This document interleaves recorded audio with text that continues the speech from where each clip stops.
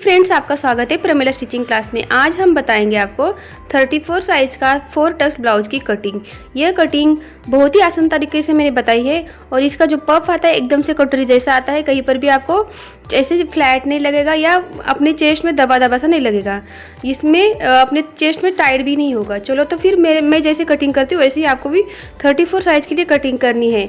और जो पीछे का गला होता है जहाँ उसके पीछे चुन्नटें बहुत आती है, तो वो चुन्नटें ना आए और अपना जो पीछे का गला है एकदम परफेक्टली फिटिंग में बैठे, इसलिए मैं जैसे कटिंग बताती हूँ उस तरह से कीजिएगा। यहाँ मैंने पहले से पेपर कट करके लिया है। यहाँ हमारी जो लंबाई है ब्लाउज की उसमें हमें 1 इंच मिलाना है।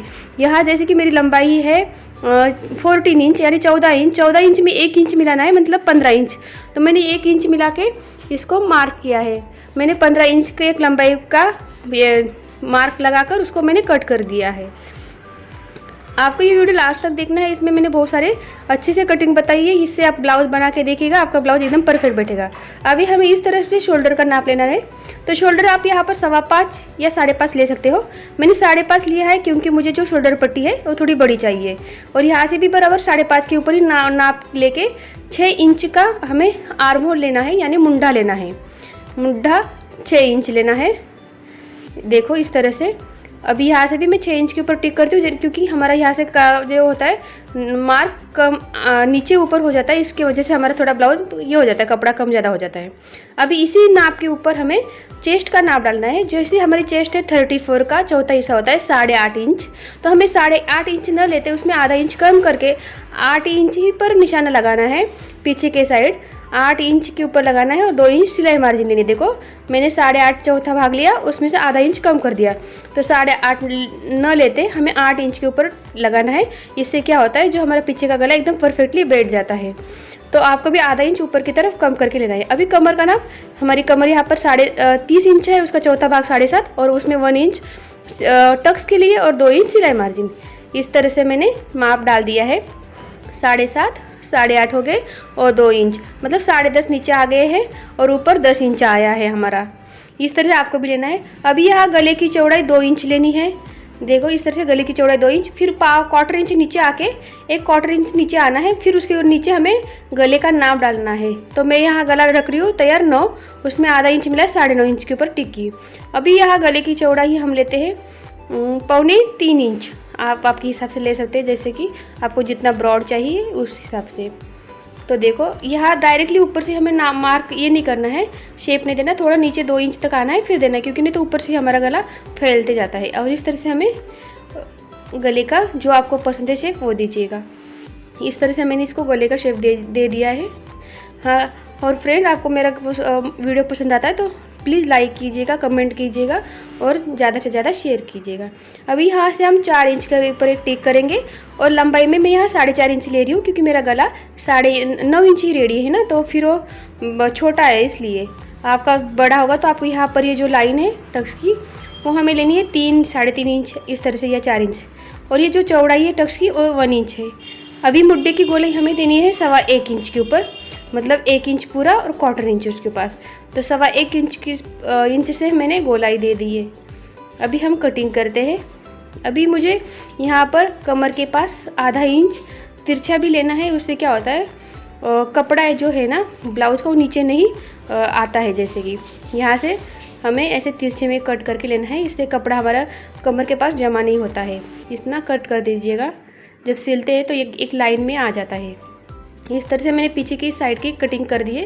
पीछे की साइड में हमें ये रखना है कि हमें छाती का चौथा भाग से आधा इंच कम करके लेना है। जैसे 8.5 आया था तो मैंने 8 इंच के ऊपर निशाना लगाया है, इससे हमारे इधर चुन्नटें नहीं आती है।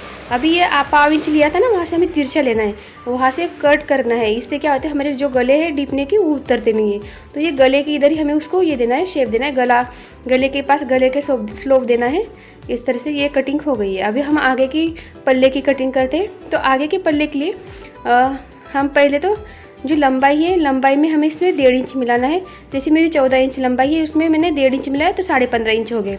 आपकी लंबाई अपने 13 इंच रेडी रखनी होगी, तो आपको इधर 2 इंच लंबाई में ऐड करना है। नहीं तो क्या होता है, जो योग पट्टी है ना हमारे चेस्ट के ऊपर आ जाती है।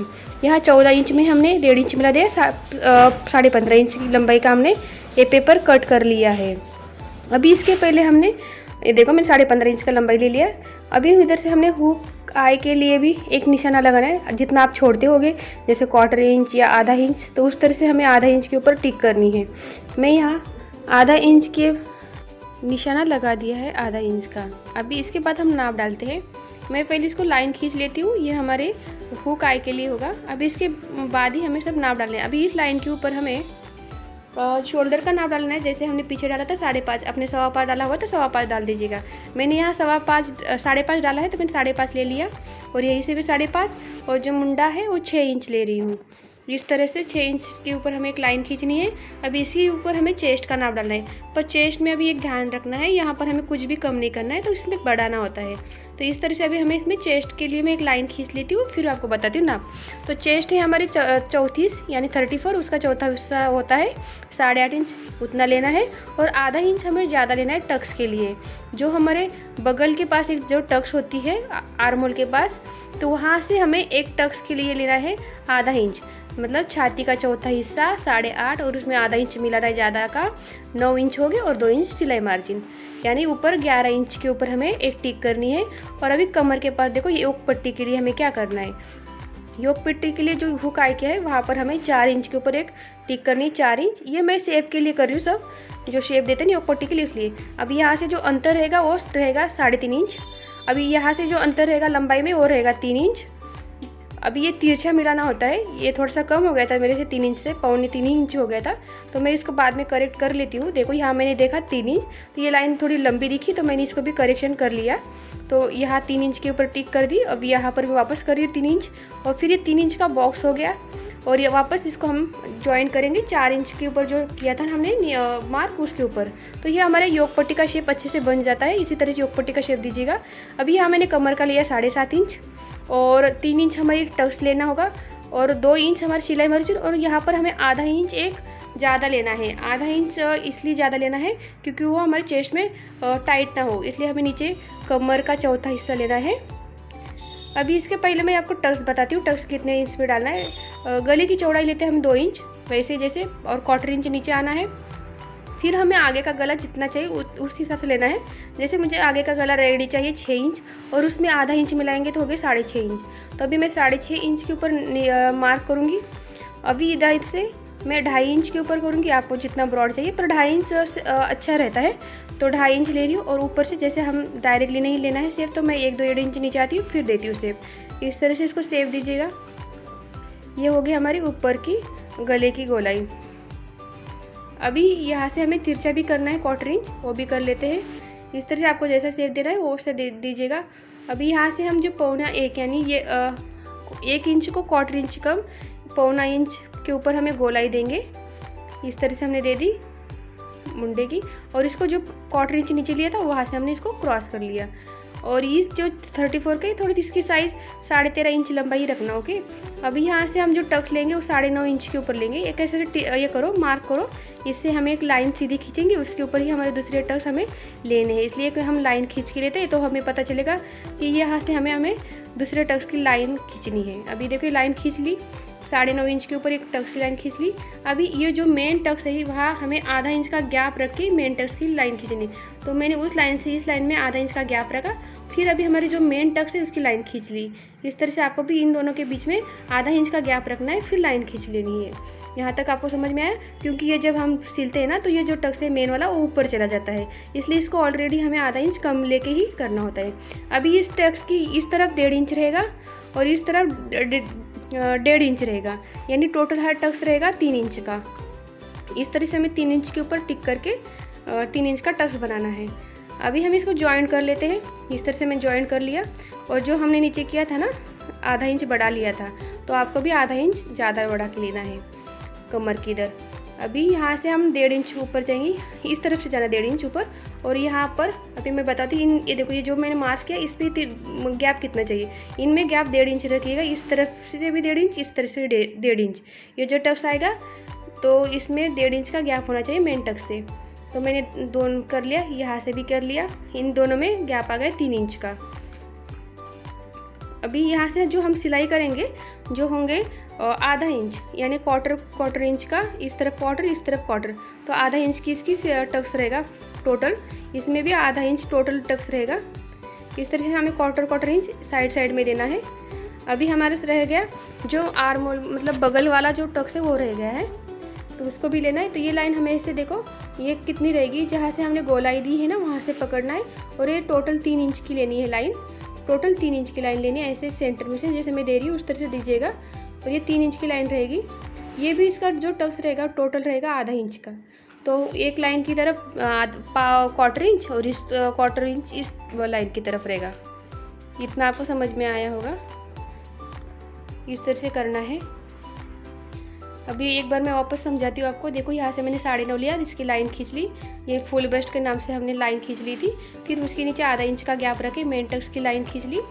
अभी इन दोनों में ये देखो यहाँ 1.5 इंच, यहाँ 1.5 इंच, इस तरह से कमर का चौथा नाप और 3 इंच टक्स का और 2 इंच सिलाई मार्जिन और आधा इंच हमने एक्स्ट्रा लिया था, और इन सबको ज्वाइन करना है 2 इंच के हिसाब से। देखो अभी मैं 2 इंच का कर रही हूँ, और सिलते समय 2 इंच का करके फिर उसको सिलाई करनी है। नहीं तो क्या होगा, चेस्ट में आधा इंच कम होने से चेस्ट में थोड़ा सा ये हो जाता है, टाइट हो जाता है। आपकी जो फुल चेस्ट 35 होगी तो आपको इतना करने की ज़रूरत नहीं। आप जितना है कमर का चौथा हिस्सा टक्स से 3 इंच और 2 इंच ले सकते हो, पर जिनकी 36 होती है ना थोड़ा उनको टाइट हो जाएगा, इसके लिए आधा इंच एक्स्ट्रा लीजिएगा कमर के पास। अभी इसको कट करते हैं। इसके बाद मैं आपको बाजू की कटिंग दिखाऊंगी, और ये देखो ये आप क्वार्टर इंच भी इसको कट कीजिएगा। इससे क्या होता है हमारे गले उतरते नहीं है। इस तरह से देखो ये अभी योक पट्टी का हमने तो नहीं डाला, पर जैसे 3 इंच माइनस करके फिर योक पट्टी का कट करके लेना, और इस तरह से देखो जितना रहता है उतना करो, और फिर उसको थोड़ा एक्स्ट्रा करके ही कट कर लेना। अभी हम बाजू की कटिंग करते हैं। आपको कुछ भी प्रॉब्लम हो तो मुझे कमेंट करके पूछ लेना, अच्छा भी लगा तभी भी मुझे कमेंट कर देना।